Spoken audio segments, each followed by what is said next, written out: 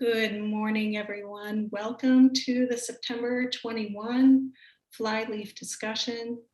I am joined here with our guests, Dr. Noeleen McIlvenna and Catherine McKee. I am Sheila Barrett Carroll, and I have the joy of being a graphic designer with the North Carolina Historical Research and Publications Office in the North Carolina Department of Natural and Cultural Resources. I am going to be introducing our guests, and then after that, I will be signing out.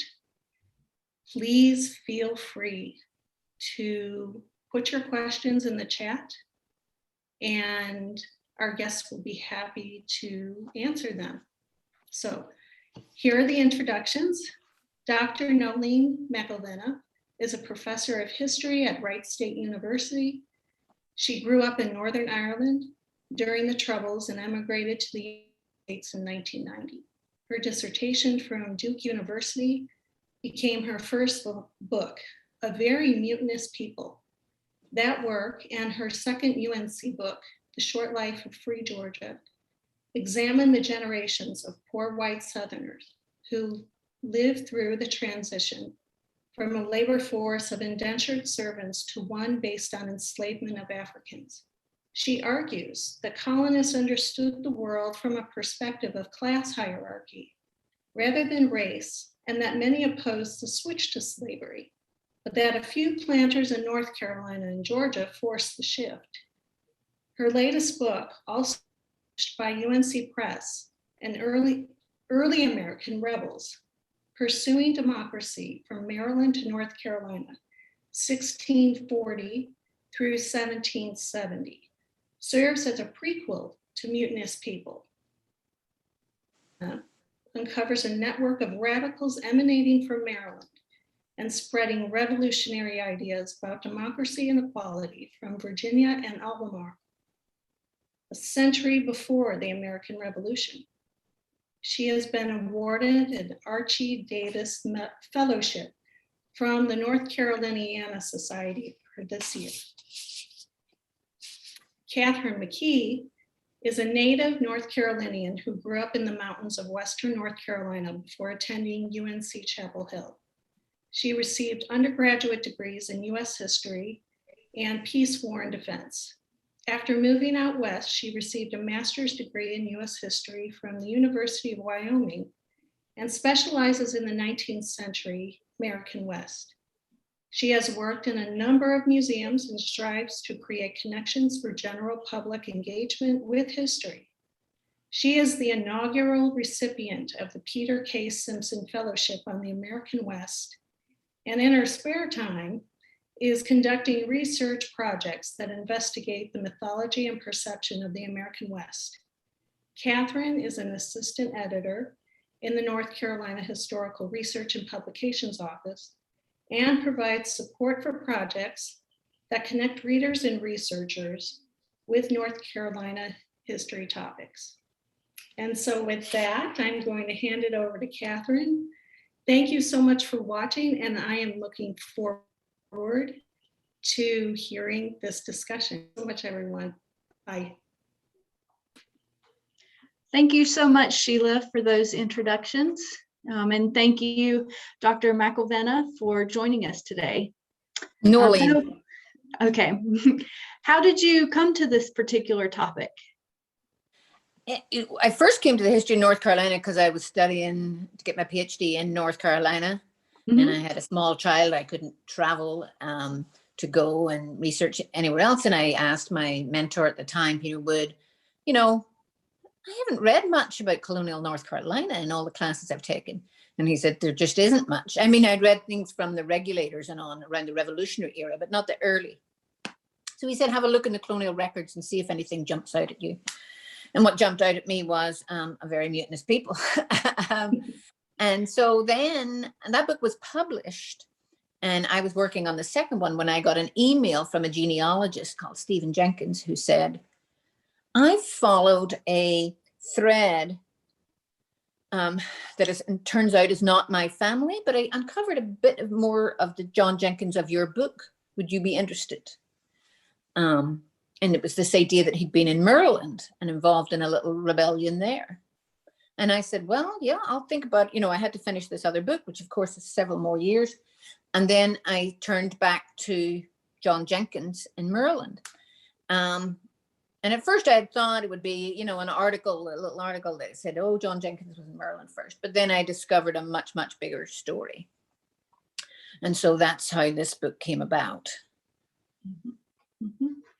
Well, your title tells us of radicals in the 17th century, which is earlier than we're used to seeing this particular label.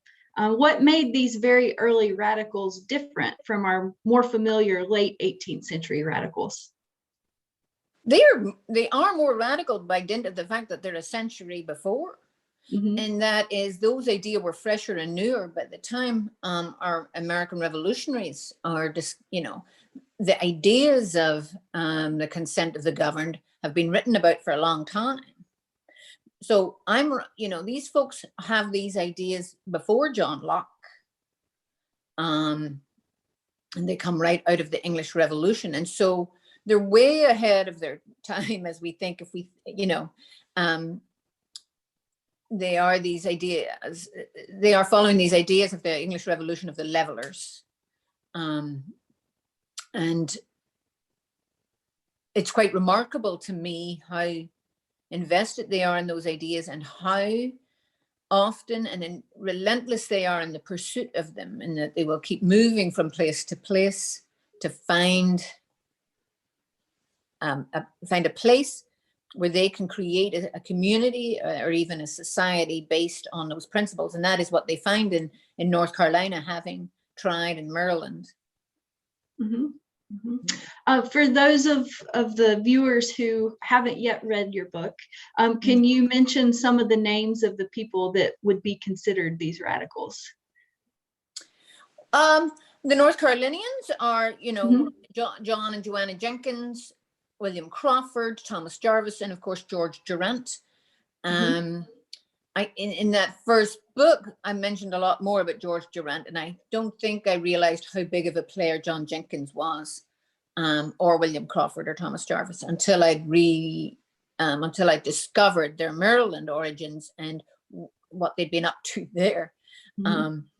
So those are the North Carolina names. The big names within Maryland are what I call the Girard network, this family called the Girards. A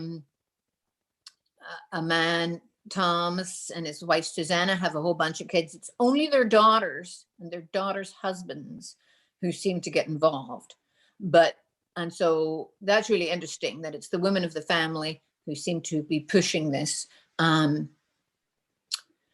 But yeah, they also have a network beyond, of course, the family, right? So they bring in Josiah Fendall, John Coode, and John Jenkins, who is a neighbor of Fendall, and comes to these early meetings in the late 1650s, around 1660, and gets involved then.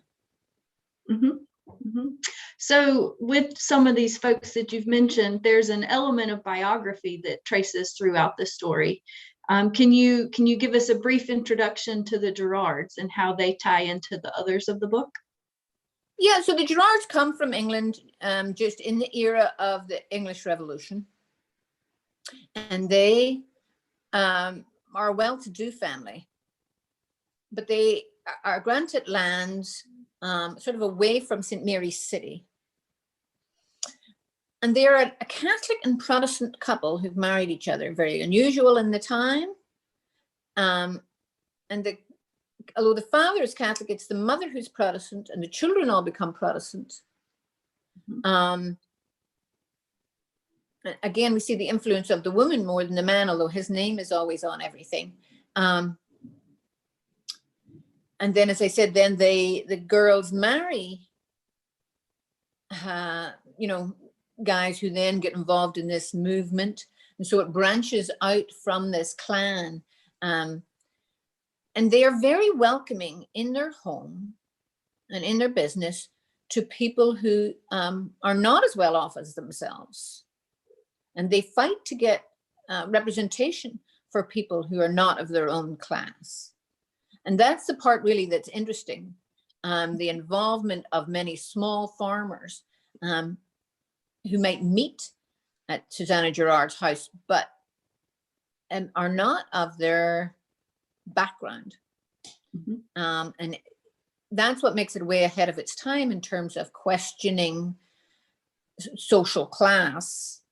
When you remember, they come out of an England where monarchy, aristocracy is a given, right? That people should know their place. That 80% of the people are poor. There's no middle class as we think of it, or very little, right? And that is all being challenged, right? That's what the English, when you cut off the head of a king, you challenge all of that.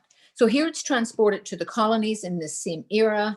And while it's crushed in England with the restoration of the monarchy, Charles II, here is an opportunity to create something far away from the infrastructures of repression of the state, where perhaps they can create a world that is equal, that every man can have his chance. Women play a vital role in activity and activism that you describe in your book. What kind of challenges emerged in trying to discover and share their lives and work? Well, it's a huge challenge, right? Because there's Susanna Gerard the first, and then her daughter Susanna, who seem to be, by circumstantial evidence, the center of all of this. And I have one sentence, I think, written in total from the two of them. But so I can't claim too strongly. I just put all the pieces together and say, what do you think? Right? And this means a lot to me. I was brought up, educated in history at a time when women were not mentioned. And then when it was at Duke, a famous historian called Gerda Lerner came as a visiting professor, and she, opened my eyes to that. And she said, "What, you think that there weren't smart, feisty women in the past just because nobody wrote anything down?" And I went, "Well, of course there were."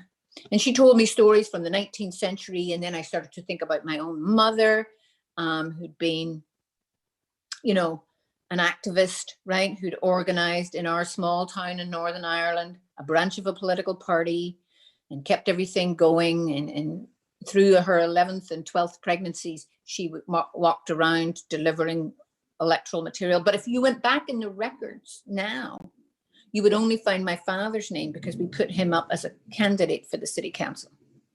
And so everything she'd done had been lost. And Gerda explained these stories about the abolitionists from the 19th century, where for a long time their stories were lost. And so I think, it's of course true in the 17th century as well. We know about Anne Hutchinson, and we know about some of the Quaker ladies like Mary Dyer. And so it would be ridiculous to think that these were passive women when everything is happening in their houses. And the only thing that activists who are named, the men, the only thing they have in common is their wives or sisters. So I tried to tease out everything I could, where I could, and leave it there. I can't put words in people's mouths. It's a story that would lend itself great to historical fiction, where you're just allowed to put words in their mouths, because I can imagine the words in their mouths. But I don't, I'm an academic historian and I don't do that. But it only makes sense. It doesn't make sense that they wouldn't be. Right. One critic of the book has said that I claim too much for women from their households.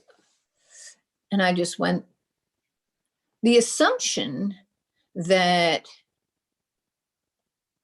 women are not smart and active and getting things done just because somebody didn't save a piece of paper about it tells more about the person who makes that assumption than about the woman of the past. Right. And so I'm sorry if I've got a little passionate about that, but I really, I think it's important. I think it's important for women to read and understand that women have always been the people who get things done. and that we need to try and find a way to tell their stories, even when there's not, the documentation isn't strong. Mhm. Mhm. Yeah. There's a sense of loss as we reach the end of the book, and we can see avenues blocked or paths not taken. What did the transition into the 18th century do for your activists and their aspirations?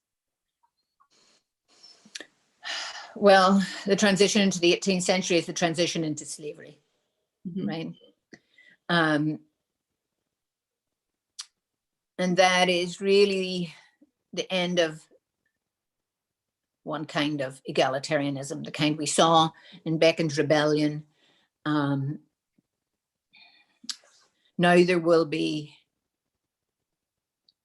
a racial hierarchy, and they will continue to fight for the rights for white people, but not for those of African origin.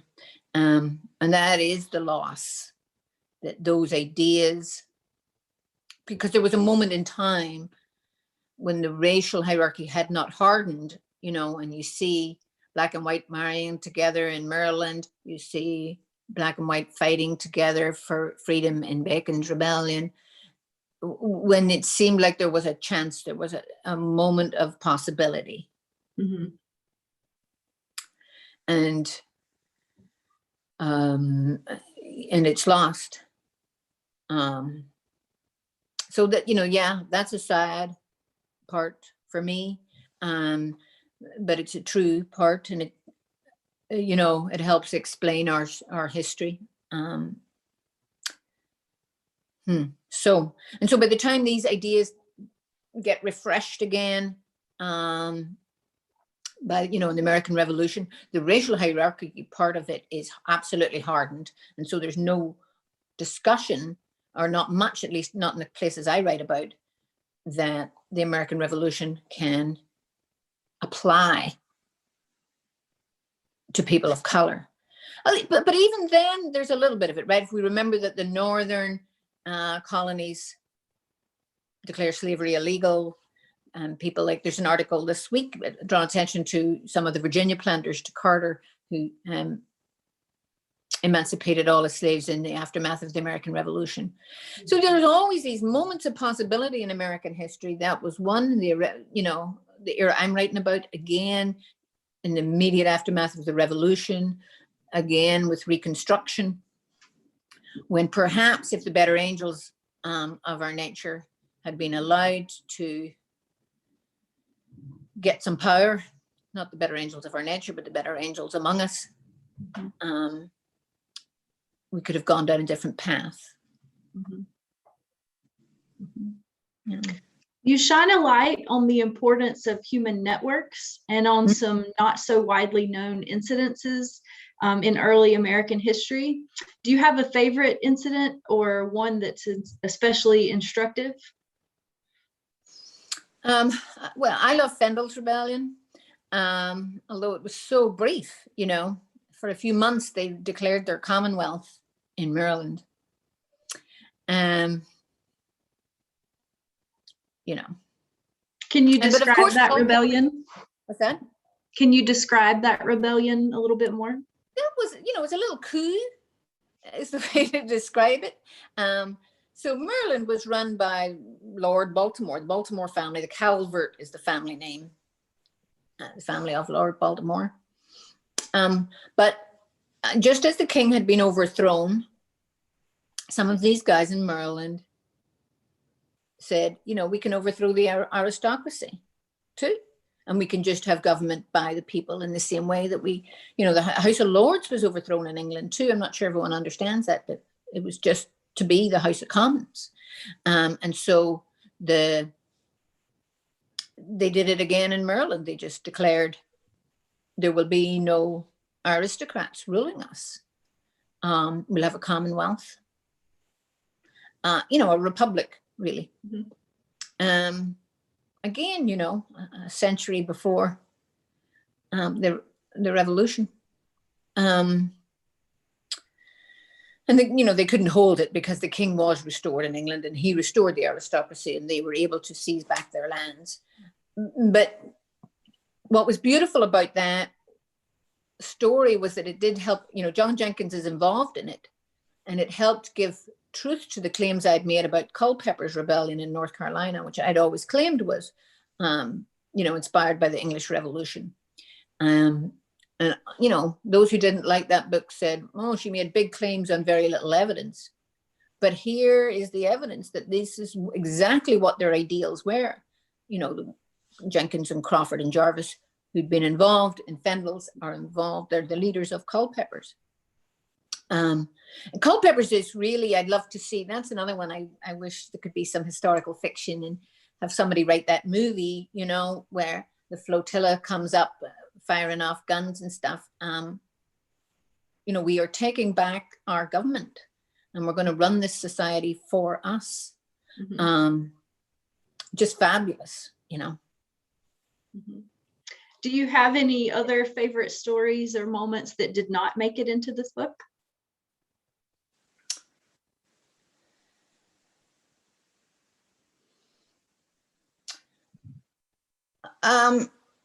Not so much that didn't make it in.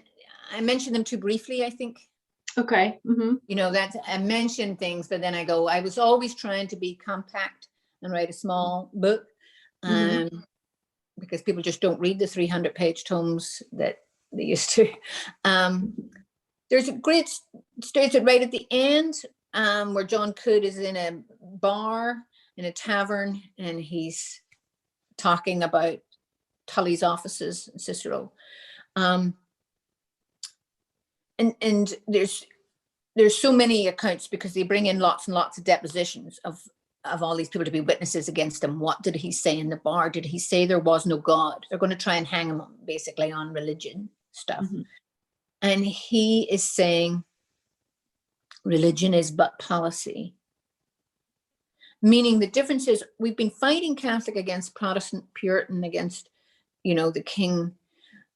And we've gotten, it's blinded us as to what it's not about whether you believe this particular theology or that particular theology. It's, we can all be Catholics and Protestants and every other religion together.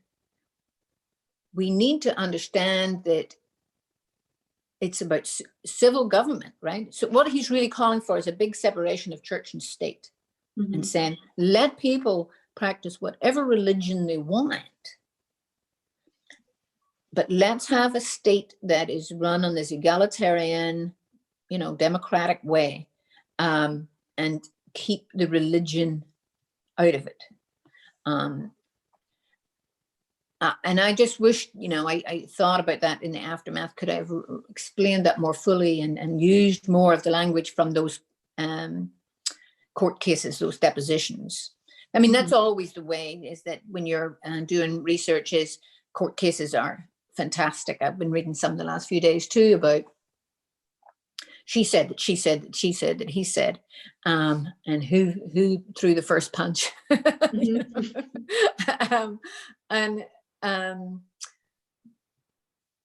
That kind of color where you see that people weren't so different in the 17th century. So there's always stories like that, and I'm never sure, are they a complete tangent to my story, so I don't put them in. And then, always in retrospect, I think I should have put more in just about people's regular lives and the fact that they were fighting in the pub. Could have been Ireland, yeah. So I tend to try and mention everything, but I probably do them too briefly. Mm-hmm. Okay. Mm-hmm. This book describes some of the ways that church and state and access to power and representation are deeply entwined in early America. Do you see parallels elsewhere?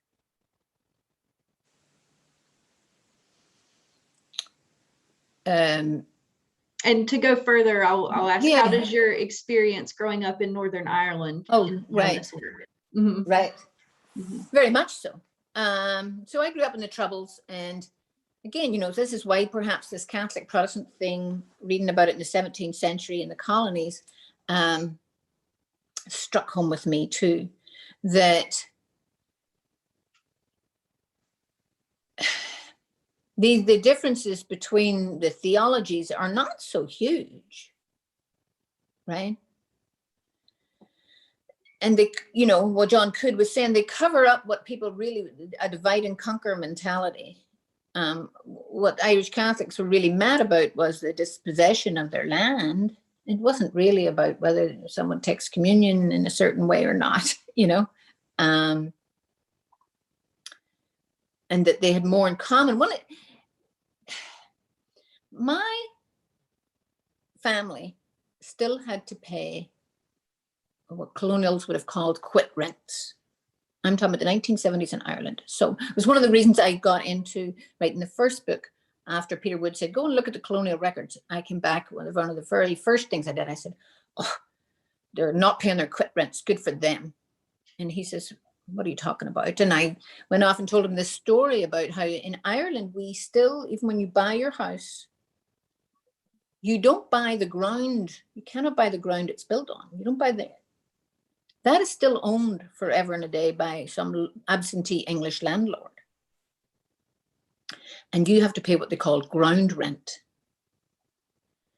You kind of lease the house for 99 years or something, but you pay ground rent to this guy. And it's just an income for some Bofton Tofton in London.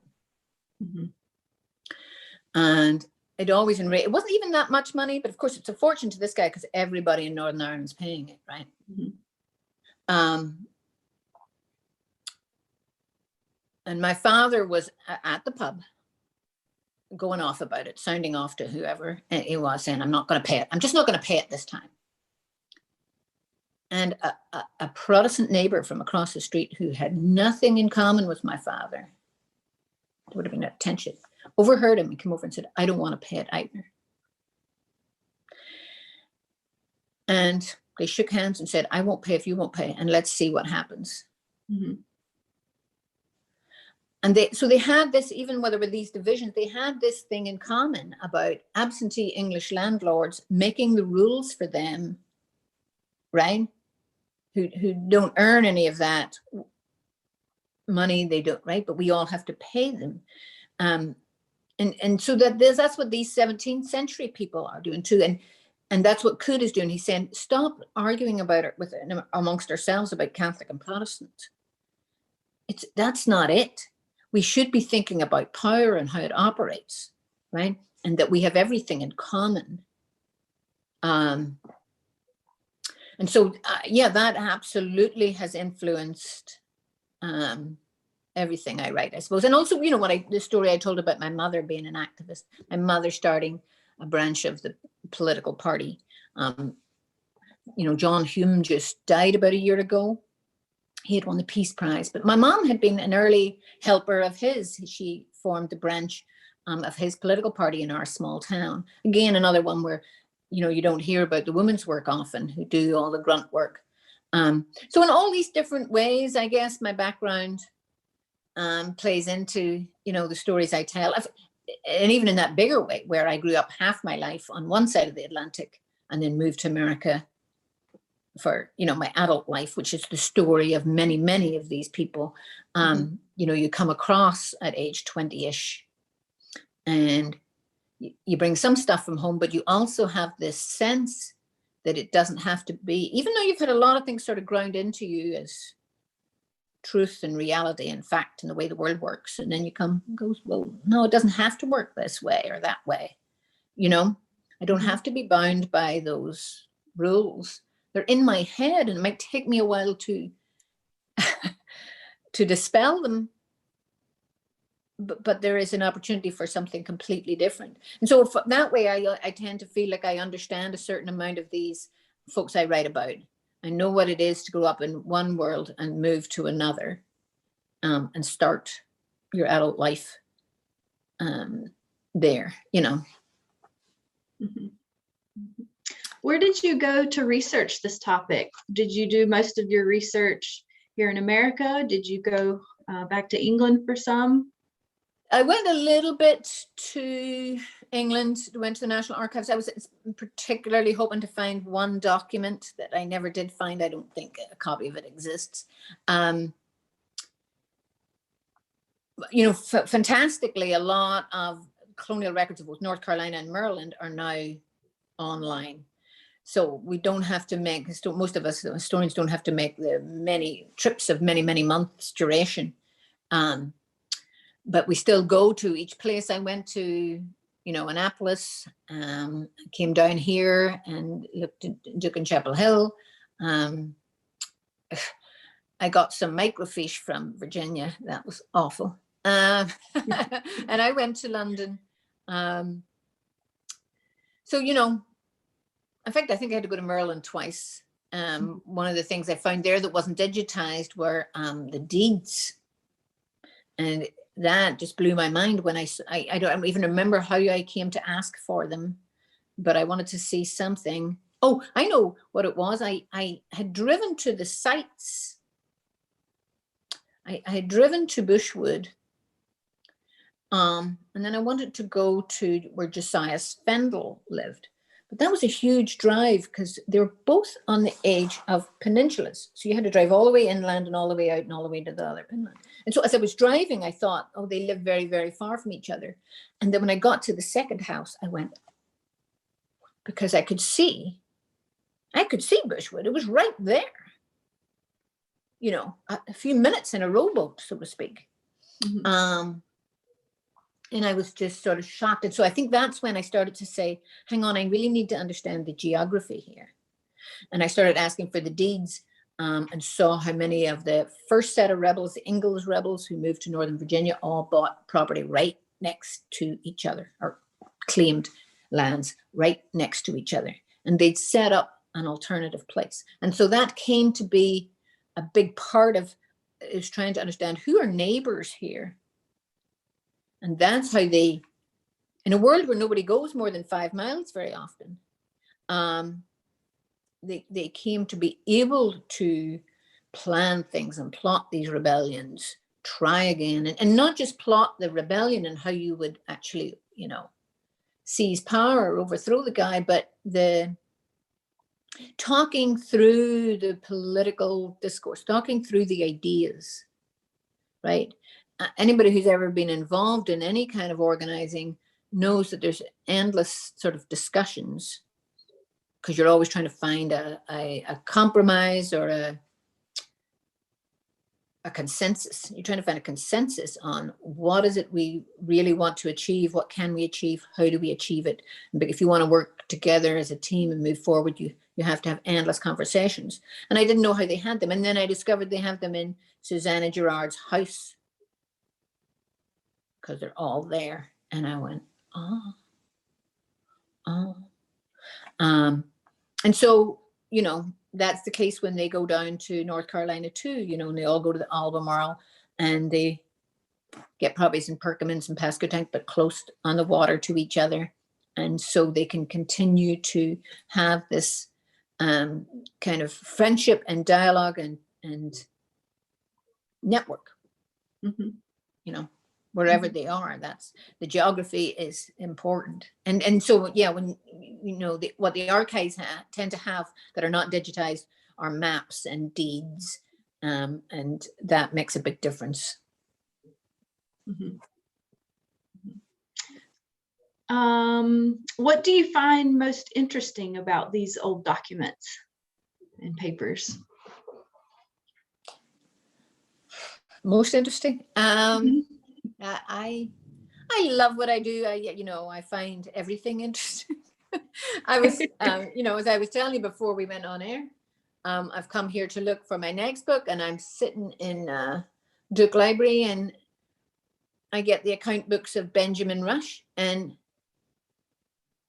there's so many interesting stories I probably will not be able to use in my book, but they're fascinating, and just the way people use language in the way that it's different and in the way that it's the same, and they're complaining about their servants, and you just can't get help these days, as they say.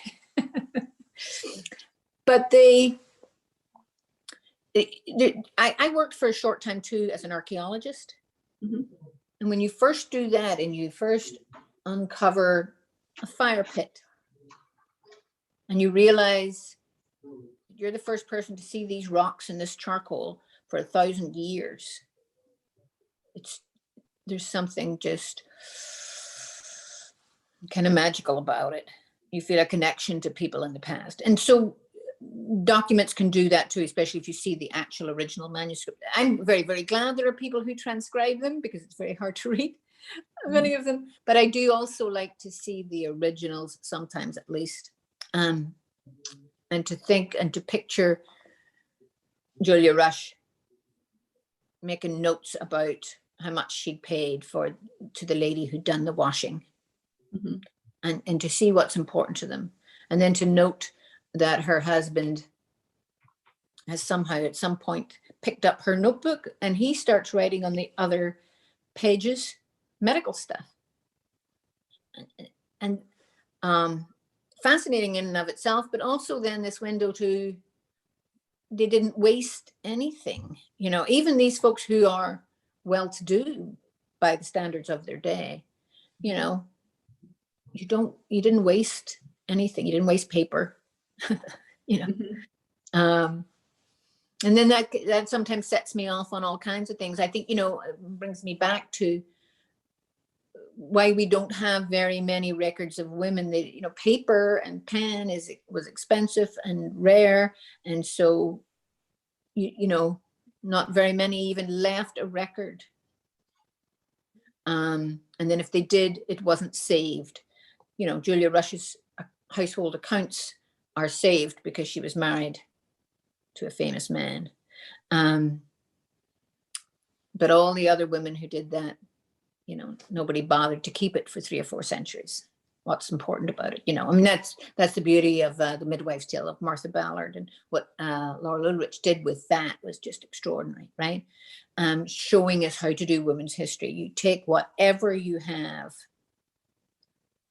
and you fill it out in the best way you can with what you have, and you build the context around it, right? And that's one of the things I try to do in this book is to understand that these women live in an era of where Quakers are challenging gender roles, and they live in places that welcome Quakers, right?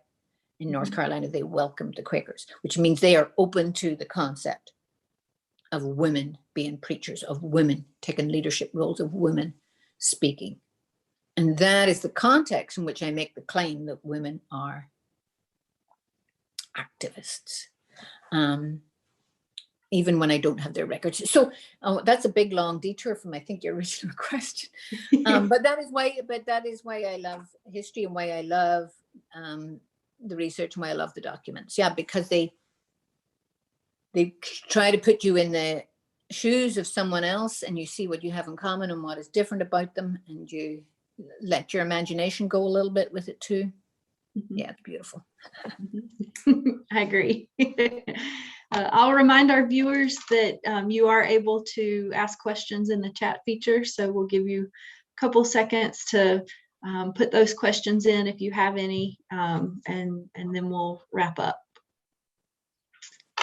One of my last questions are, what is the key thing that you would like for your readers to take away from this work?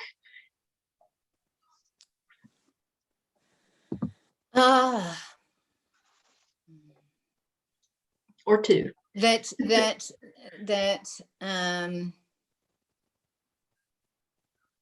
just because people don't have power doesn't mean they're stupid.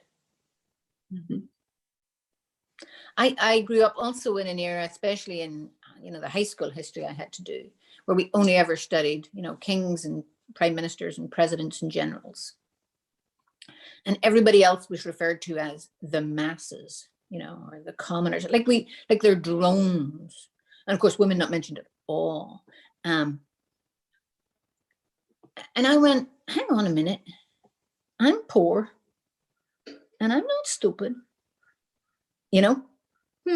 Just because you know, people don't have power doesn't mean they didn't want a say in their own governing, that they didn't question everything, that they didn't try. not to dismiss in the present or the past those who had less. In fact, they are the most likely source of questioning, right, of change, because they can only win. They can only win if they challenge and question the status quo. And you see that in the Leveller movement, in the English Revolution. You see it, in the Civil Rights movement, right? The Civil Rights movement, if you go back to, the Montgomery bus boycott, that's what changes America and makes it more equal. Black ladies who had to clean other people's houses wouldn't take the bus. They'd walk miles to work and miles home. And in doing so, they upset everything and launched this movement that really changed our country for the better. And so it's actually to people at the bottom that we should look to for these ideas, and so when people write books about the American Revolution, and I understand they love it, I love teaching it.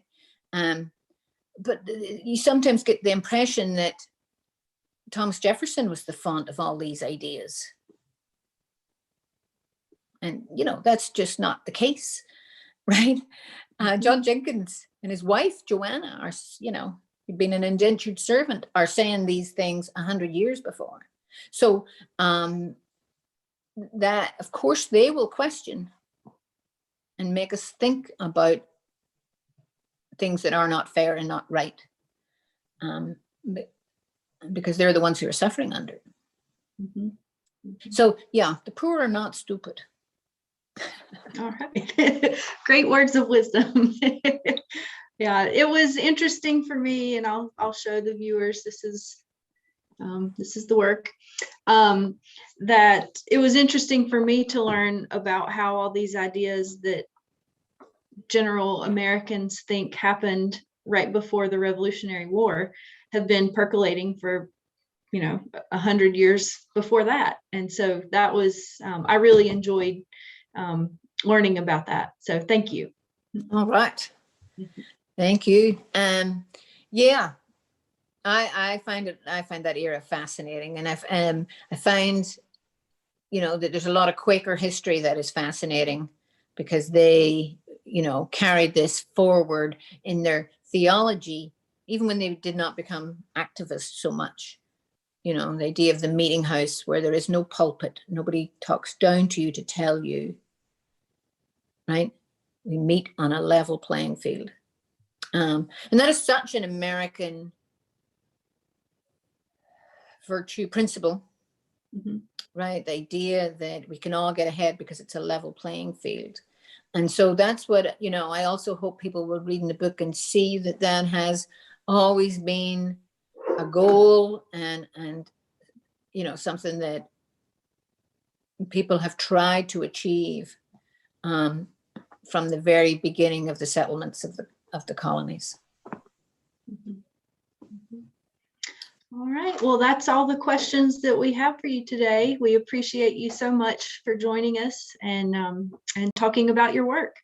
All right. Well, it's been lovely to be able to talk about it. I've been trying to be concise because I can talk for a long time when I get going, because I do love it so much. And I know that people in North Carolina have, really have loved the first book I wrote, The Mutinous People. So I hope they enjoyed this one. I know there's a lot of Maryland in it too, and a little of Virginia. But it really is, it sets that book in even this bigger context, and kind of, supports the arguments I made in there. So I hope they enjoy it, this one too. All right. Well, thank you very much for joining us. All right.